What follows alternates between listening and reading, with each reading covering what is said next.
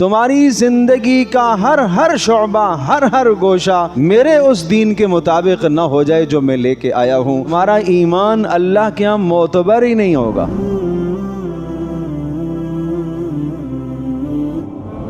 لا یؤمن احدکم حتی یکون ہواہ تبعا لما جئت بہ، کہ میں تمہارے لیے رسول بنا کر بھیجا گیا ہوں، میری سیرت، میری زندگی، میرا طور طریقہ تمہارے لیے نمونہ ہے۔ کتنا بڑا نمونہ ہے! لا یؤمن احدکم، تمہارے ایمان کا اعتبار ہی نہیں ہوگا، تمہارا ایمان اللہ کے ہاں معتبر ہی نہیں ہوگا، تمہارے ایمان کی اللہ کے ہاں قدر و منزلت اور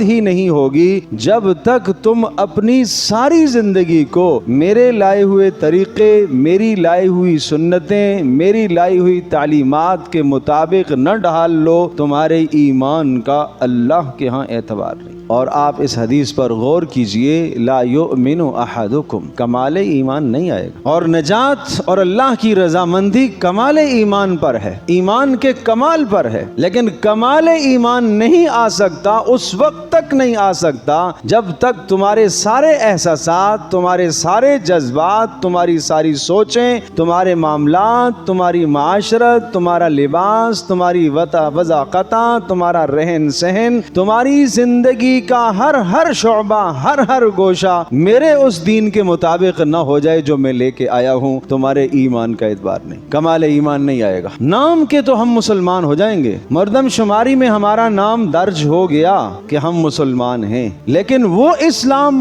وہ ایمان جس کا اعتبار آخرت میں کیا جائے گا، وہ ایمان جس پر نجات کا دار و مدار ہے، وہ ایمان جس پر رسول اکرم صلی اللہ تعالی علیہ وسلم کی شفاعت ہمیں حاصل ہوگی، اس کے لیے ضروری ہے اپنا سب کچھ رسول اللہ صلی اللہ علیہ وسلم کے دین کے تابع کیا جائے۔